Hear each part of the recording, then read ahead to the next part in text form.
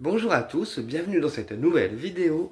Alors aujourd'hui on se retrouve pour aller voir quelles pierres peuvent favoriser les mises en lumière. Avec quelles pierres nous pourrons obtenir des mises en lumière. Donc quand je parle de mise en lumière, ça peut être des mises en lumière par rapport à des situations, des mises en lumière par rapport à vous-même et des choses à travailler, ou des mises en lumière par rapport à des personnes. D'accord? Alors, avec quelle pierre on va pouvoir travailler ces mises en lumière? On va commencer par le cristal de roche. Cristal de roche, une pierre transparente. Donc par sa transparence, en fait, elle va travailler uniquement sur l'esprit et le cerveau, puisqu'elle va permettre en fait la fluidification des informations.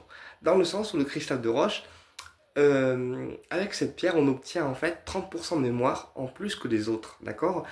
Donc la mémoire circule en fait librement et le côté transparent va permettre en fait de mieux réceptionner les informations reçues de la part de là-haut ou de mieux mettre votre cerveau en état de réception euh, et va aussi apporter par sa transparence cette lumière intérieure.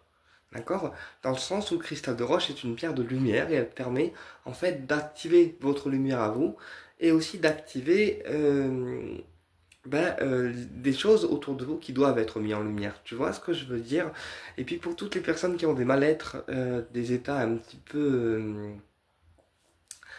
peu, pas dépressifs, mais des mal-être intérieurs, eh bien le cristal de roche permettra en fait de combattre ces mal-être et d'apporter par sa transparence un équilibre. Ensuite, on va travailler également avec l'œil de chat. Donc l'œil de chat, c'est une pierre en fait qui aide déjà à mieux percevoir les choses, hein, puisqu'on reste sur un œil, donc on perçoit mieux les choses avec cette pierre. Et puis l'œil de chat en fait permet également de se protéger des énergies malveillantes et des personnes négatives. Et puis l'œil de chat permet également d'apporter un équilibrage dans votre aura. Donc l'aura, c'est la bulle de protection invisible qu'on a autour de nous mais qu'on ne voit pas, voilà, ou qu'on ne perçoit pas. Et parfois, en fait, cette bulle de protection, face à ce qu'on subit, ce qu'on vit ou ce qu'on est en train de vivre, eh bien, elle a des fuites énergétiques. C'est-à-dire qu'il y a des mini-trous qui se font en fait dans notre aura. Et l'œil de chat va être là pour les réparer, puisque par sa puissance et son énergie, il aura aussi une réparation en fait sur notre aura. L'œil de chat permet également d'obtenir la chance dans tous les domaines et la réussite. C'est une pierre de réussite. Et puis, quand on parle de pierre de mise en lumière, eh bien l'œil de chat permet en fait de voir les personnes toxiques pour nous, de les mettre en évidence, je dirais, et de voir aussi des situations qui peuvent être toxiques pour vous et votre âme, tu vois. Donc l'œil de chat, c'est une très bonne pierre en fait de mise en lumière, d'énergie et de perception. Euh, alors, on va travailler aussi avec l'obsidienne noire. Donc l'obsidienne noire, euh, c'est une pierre de protection, mais plutôt relationnelle. C'est-à-dire qu'elle protège en fait des relations, pour le coup, qui sont négatives pour nous. Et l'obsidienne noire libère aussi les traumatismes que vous avez en vous. Puisque, comme je l'ai expliqué dans la vidéo au début, quand on parle de mise en lumière, ça peut être des mises en lumière par rapport à vous, d'accord, donc des traumatismes à libérer, des mises en lumière par rapport à des situations ou des mises en lumière par rapport à des personnes.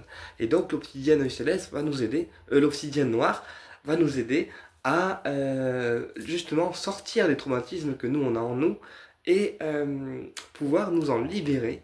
Voilà. Elle aura aussi ce rôle de faire sortir les anciennes choses en fait de notre corps et de notre énergie pour finalement faire de la place. Et l'obsidienne noire aura une très bonne aussi protection. Donc c'est une pierre noire, on est donc sur une pierre d'ancrage qui travaille donc au niveau des pieds. Euh, elle va permettre aussi de détendre les nerfs. Pour les personnes qui sont fort nerveuses, et bien l'obsidienne permettra de détendre les nerfs. Alors ça, c'est l'obsidienne noire, d'accord? Elle permet la mise en lumière au niveau relationnel et de sortir les traumatismes. Maintenant, on a aussi l'obsidienne œil céleste, qui est également une pierre de mise en lumière, mais plutôt d'ordre spirituel. C'est-à-dire que l'obsidienne œil céleste va en fait vous protéger spirituellement contre tout ce qui peut être négatif pour vous. Et comme elle libère à l'intérieur de nous, eh bien elle va sortir en fait tout ce que nous on a à l'intérieur de nous, mais de manière un peu plus violente que l'obsidienne noire, puisque c'est une obsidienne œil céleste et elle va en fait sortir les choses qui sont enfouies, les choses qu'on n'a pas envie de voir, les choses qu'on n'a pas envie de sortir, tu vois. C'est en ce sens-là que je dis que l'obsidienne œil céleste, elle est un peu plus violente et que, avant de porter une obsidienne œil céleste, eh bien, il faut être prêt. Il faut porter déjà une obsidienne noire. Ça nous donne un premier aperçu de l'énergie des obsidiennes.